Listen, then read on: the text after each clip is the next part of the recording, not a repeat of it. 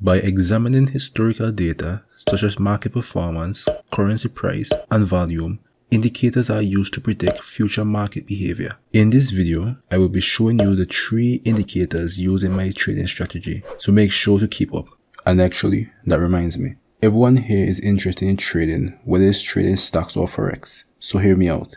If you're looking to start trading or already trading with little to no success, you should remember to trade with a regulated broker. They are bound by the law to offer complete transparency, so you know what's happening to your money. They also give risk warnings and fraud protection.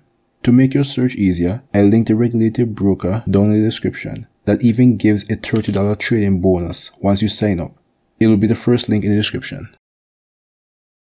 Before I get started, please note that these indicators are only in TradingView, so I advise that you use this website for your setups, even if you take trades on MetaTrader or any other platform.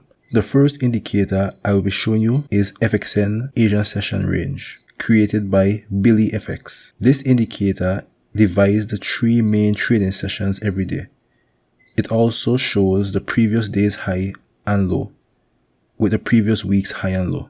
It also outlines the middle of the Asian box, all of this to make trading easier, as you no longer need to manually set up these trades on a daily basis. The second indicator used is the MACD or Moving Average Convergence Divergence. This indicator is used for my entries. I'll have an entire segment dedicated to explaining how I use this indicator for my entries. The final indicator used is the Exponential Moving Average Cross of 50 and 200.